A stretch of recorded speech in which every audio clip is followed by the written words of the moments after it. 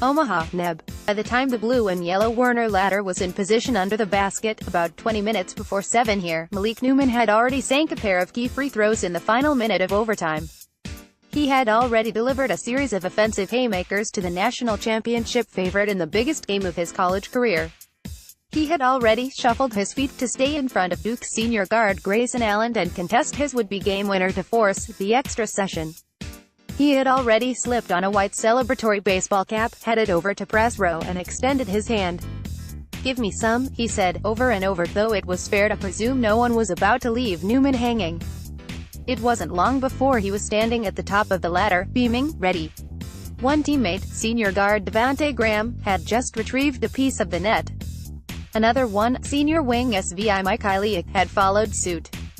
Newman began snipping away at however much nylon was left, and after he was finished, he left behind a scene that would have felt outlandish, if not inconceivable, a little less than 2 years ago. "This is why you come to Kansas," Newman said after he'd scored a career-high 32 points in an 85-81 win victory over the No. 2 seed Blue Devils at the CenturyLink Center to put No. 1 seed Kansas in the Final Four for the first time since 2008, again in San Antonio.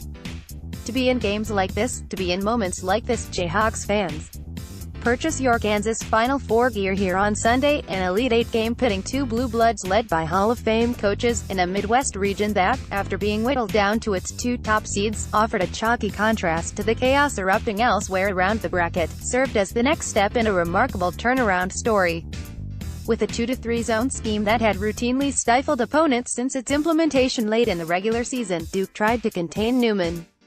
It tracked him as he flitted around the perimeter and attacked the basket and rose up for jumpers, threw Boss in front of him. The Blue Devils wanted to keep him in check. They could not. He made a lot of tough shots and a lot of timely shots for them. Allen said afterward of Newman, who scored all 13 of Kansas's points in overtime. He added, "A lot of them, it just felt like, right when we felt like we were about to get a run, he hit one." On Duke's final possession of the second half, Newman bent down into a defensive stance, extended his arms and began moving side to side with Allen, girding for a basket attack that could have nullified everything he'd done to that point to put Kansas on the precipice. Allen crossed him up and darted to his right, but Newman shuffled to thwart his path. Allen doubled back near the free throw line, head faked, and tried to rush past Newman with a hard, left-hand dribble. Newman stayed with him and raised his left arm as Allen lofted a one-legged floater that bounced off the backboard, rebounded off the rim and hit the glass again before rolling out. By far, sophomore guard Sam Cundloff said when asked whether Newman's effort on the lockdown that forced OT was the best he's seen Newman guard one-on-one. "Something's gotten into him, on both ends. I don't care, I don't know what it is. I just want it to keep going." A little less than 2 years ago, Newman transferred from Mississippi State, the home state program that beat out Kentucky, Kansas and Mississippi for his services with great fanfare.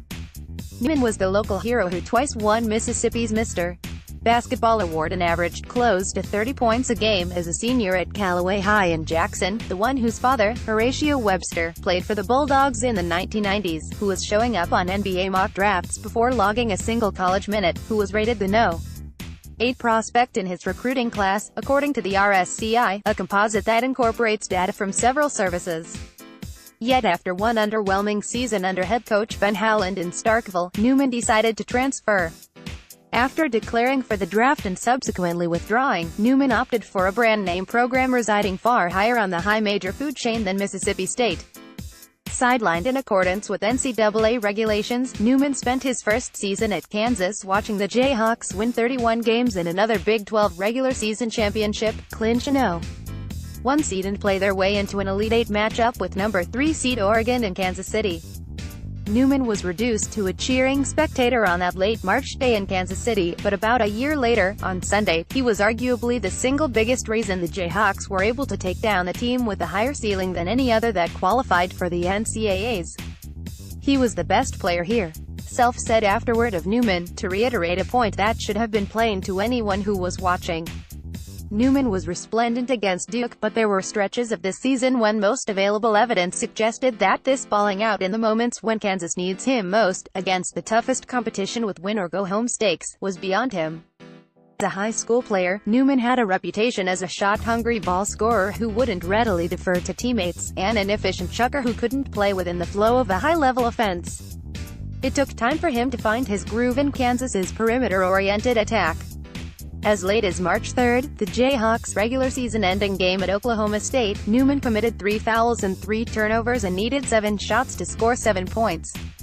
In 6 games after that dud, Newman put up an average of 21.2 points, 2.5 assists and 4.8 rebounds while shooting 59%